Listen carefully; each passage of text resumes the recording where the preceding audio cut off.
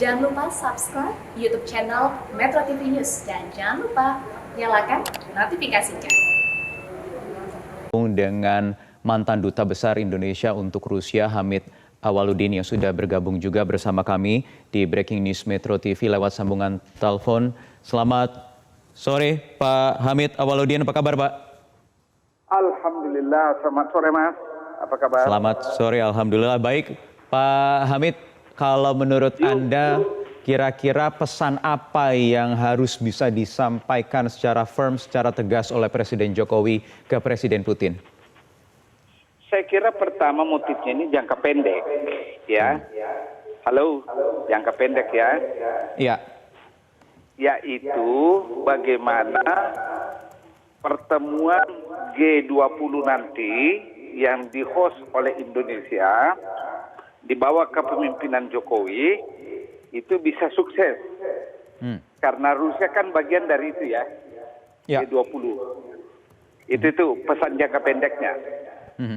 Pesan jangka panjang yang menjadi harapan, bagaimana kunjungan Pak Jokowi ini bisa membuka kemungkinan adanya dialog damai antara Ukraina dan Rusia. Kira-kira itu misinya.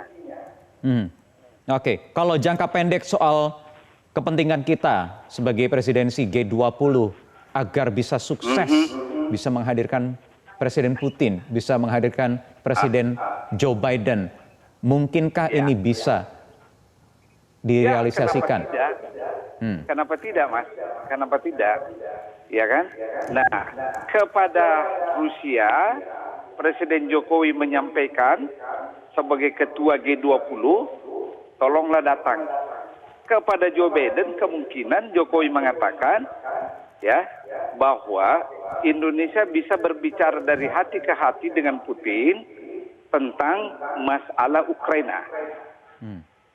Mungkin secara strategis begitu maksudnya. Iya. Artinya kan harus melobi juga kedua kepala negara itu, Pak Hamid ya. Tentu saja. Iya, tentu saja. Kemudian untuk Dan jangka saya kira panjang. Silakan Pak. Adalah jangka panjangnya simpel. Bagaimana menghentikan perang antara kedua negara tersebut. Ya. Gitu. Cara menyampaikannya mungkin simpel, Pak, tetapi tentu ini bukan hal yang mudah untuk bisa menyelesaikan konflik di sana. Oh tidak, tidak mudah. Karena menyangkut harga diri Rusia kan? Ya. Harga diri Rusia kan sekarang merasa dikepung oleh negara Eropa Barat, terutama negara-negara NATO ya. Betul. Jadi tidak mudah untuk mengubah cara berpikirnya Putin yang secara psikologis merasa lebih superior daripada Ukraina. Sehingga tidak ada rasa takut. Ya.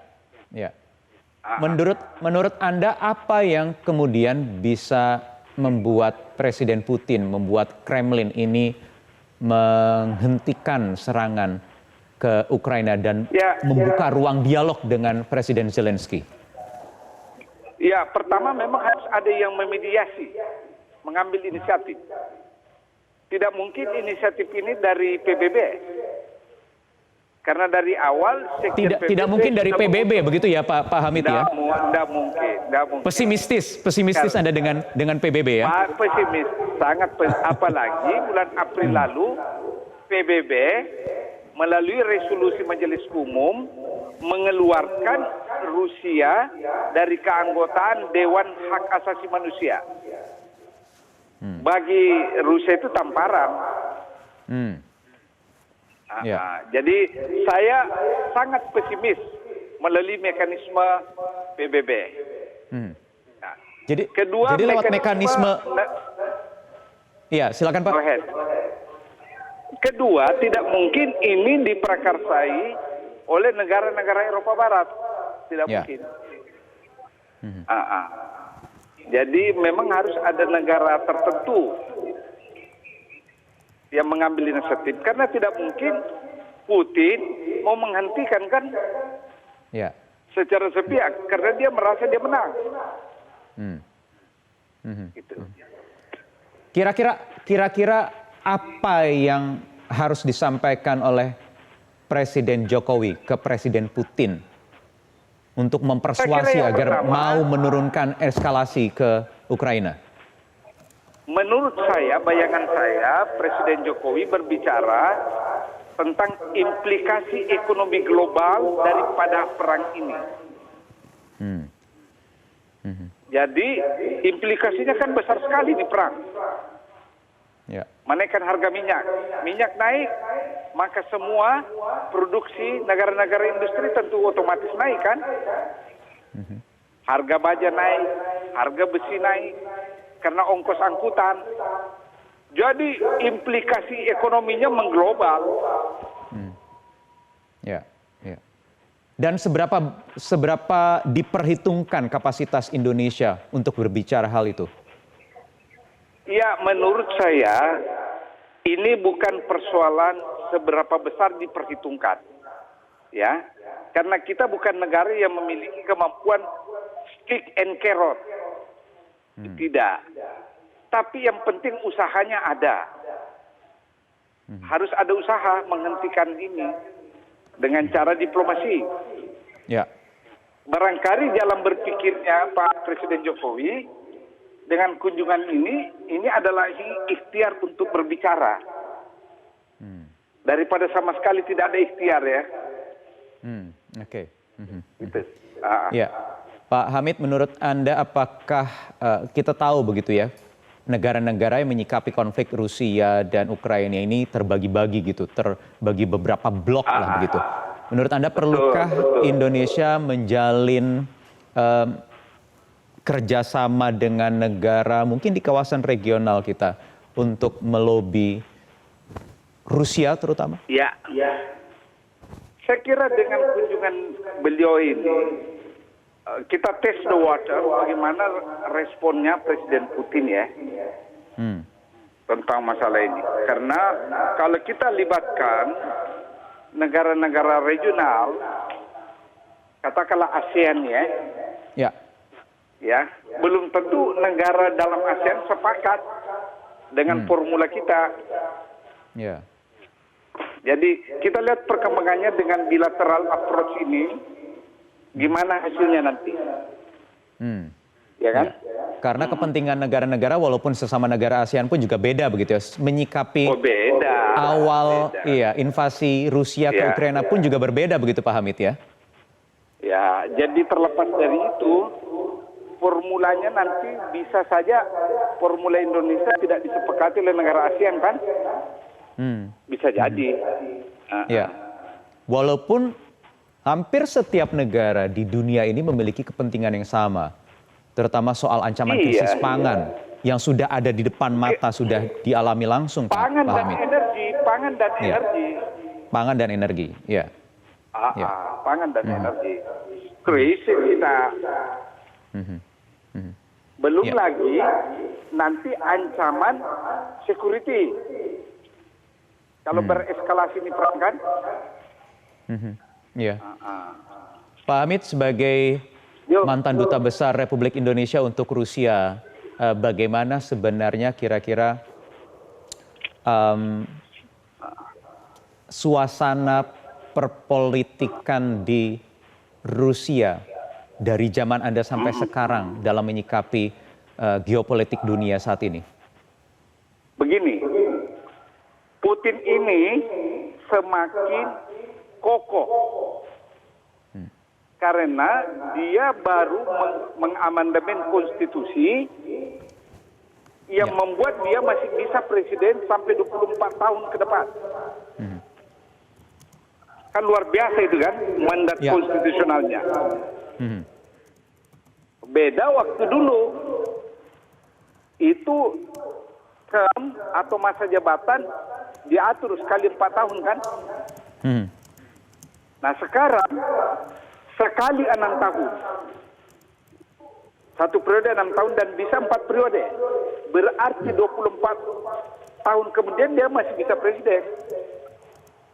Jadi luar biasa dia punya cengkraman kekuasaan. Ya. Sehingga Artinya dia secara merasa superior. Iya, artinya secara domestik Pak Hamid tidak ada yang bisa menghentikan keinginan apapun yang dimiliki Presiden Putin. Ya, secara konstitusional. Secara Kecuali konstitusional. ada krisis politik. Ya. Mungkin kan ada krisis politik dalam negeri di Rusia, Pak Hamid? Belum nampak sekarang krisis politik itu. Semua masih di bawah kontrolnya Putin. Bahkan konflik dengan Ukraina pun tidak akan memunculkan krisis politik menurut Anda? Atau bagaimana? Belum ada gelagat serius tentang itu. Ya, belum ada gelagat serius. Karena ingat ya, Iya. ini kan permainan politik Putin. Memberi isu bahwa warga Rusia yang ada di Ukraina Ya. dijolimi oleh pemerintah Ukraina kan? Ya. Jadi dia mampu mainkan psikologi suasana batin rakyat Rusia untuk merasa simpati kepada orang-orang Rusia yang berada di Ukraina yang merasa dijolimi. Nah, itu dengan memanfaatkan ya histori sejarah macam-macam. termasuk sejarah konflik antara Ukraina dan Rusia sendiri itu ya Pak Hamid ya? Iya pasti. Jadi bukan potensi pemberontakan atau yang menantang kebijakan Putin secara domestik itu hampir dikuasai oleh Putin. Karena dia mainkan isu itu. Iya. Bahwa keturunan Rusia dijolimi. Iya. Itu kalau dari domestik. Kalau tekanan dari internasional selama ini menurut Anda Pak Hamid akankah bisa menggoyangkan? Iya. Luar biasa tekanan dunia, ya kan? Begitu tekanan dunia kerasnya sampai ada resolusi Majelis Umum PBB kan yang mengeluarkan Rusia dari keanggotaan Dewan Hak Asasi. Iya. Dan itu tidak akan mampu menggoyahkan Presiden Putin? Belum. Sampai sekarang belum. Sampai sekarang belum ya Pak Hamid ya? Belum. Karena Putin ada kartunya yang lain. Saya punya minyak. Iya, Dan itu yang kemudian Eropa memperkuat Barat. status Putin begitu ya? Iya. Beda Karena itu kalau betul-betul tidak dikuasai. Ya, beda kalau tidak ada bargainingnya kan. Ini kan ada alat bargainnya. Saya punya minyak, saya punya gas. Kalian mau apa? Ya, Pak Hamid, dinamika yang ada di kawasan di Blok Barat begitu ya Pak, dengan intensitas isu dari negara-negara NATO yang semakin menekan posisi Putin itu juga tidak akan ada artinya bagi Moskow, bagi Kremlin? Ya sampai sekarang tidak nampak. Buktinya Putin tetap mengebom kan? Babi buta menghantam Ukraina. Apakah justru akan semakin meningkatkan intensitas jangan-jangan Pak? Ya tergantung semua dari ada dua kondisi ya. Ya. Kondisi pertama adalah kondisi domestik Putin. Apakah dia dapat tekanan dari domestik dia menghentikan? Tapi kalau melihat gelagatnya tidak ada tekanan itu. Ya. Yang kedua, benar-benar tekanan internasional di mana saya juga ragu. Karena ada barter politik Putin kan, minyak dan gas. Ya. Ya. Satu-satunya cara memang menghentikan ini harus ada pihak ketiga yang proaktif meyakinkan Putin dan Ukraina agar menghentikan ini. Ya. Paling tidak gencatan senjata dulu begitu ya Pak ya? Kenapa? Paling tidak gencatan senjata dulu ya? Kalau saya, gencatan senjata tidak menyelesaikan soal. Karena begitu ada gencatan senjata, kedua belah pihak membangun lagi ototnya untuk berperang. Oke. Baik Pak Hamid Awaludin, Baik, mantan Duta Besar Republik Indonesia untuk Rusia, Hamid Awaludin, terima kasih sudah berbincang dengan kami di Metro TV. Pak Hamid, kita akan nantikan bagaimana nanti progres pertemuan antara Presiden Joko Widodo yang saat ini berada di kota Moskow dengan Presiden Vladimir Putin yang diagendakan atau dijadwalkan akan bertemu pada siang hari waktu Moskow pukul 14, direncanakan akan diterima di Istana Kremlin atau sekitar pukul 18 waktu Indonesia Barat, di mana kita tahu Presiden kemarin usai berkunjung ke Ukraina, ke kota Kiev, ke ibu kota Kiev untuk bertemu dengan Presiden Volodymyr Zelensky, menawarkan diri untuk bisa menjadi juru damai, untuk bisa menghentikan, menyelesaikan konflik antara Rusia dan Ukraina.